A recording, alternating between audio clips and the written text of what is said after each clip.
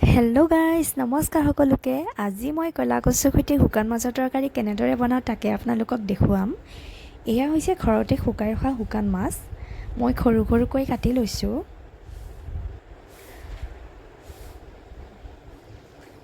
তাৰপিছত ইফালে এটা পিঁয়াজ কাটি লৈছোঁ আৰু এয়া নেহৰু।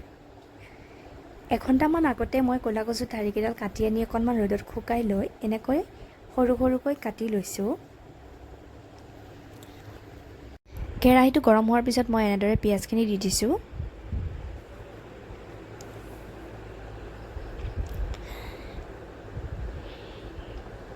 ইয়াতে মই নেহৰুখিনিও দি দিছোঁ।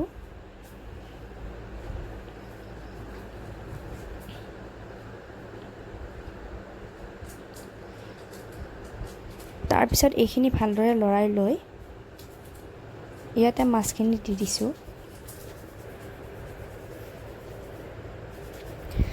মাছখিনি ভালদৰে লৰাই লৈ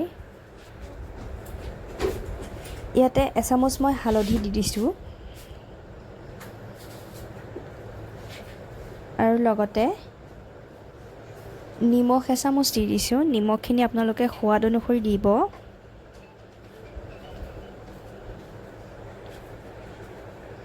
তাৰপিছত এইখিনি ভালদৰে অকণমান লৰাই লৈ ইয়াতে অকণমান পানী ছিটিয়াই দিম। মই গৰম পানী ইউজ কৰিব আপোনালোকে। তাৰপিছত পুনৰ আৰু এবাৰমান পানী দি এইখিনি ভালদৰে মজাই ল'ম।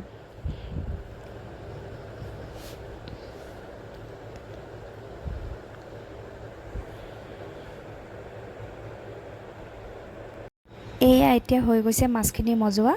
এতিয়া মই ইয়াতে কচুখিনি এড কৰি দিছোঁ।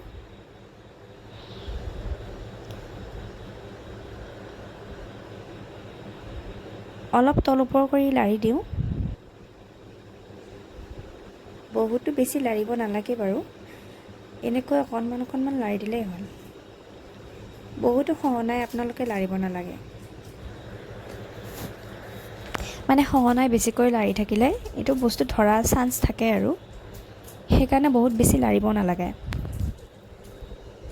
তাৰপিছত গেছটো একদম ল' ফ্লেমত দি ঢাকনিখন মাৰি দিব।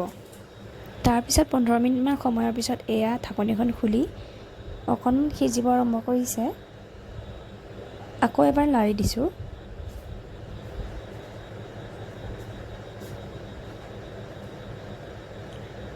আকৌ এবাৰ এনেকৈ লৰাই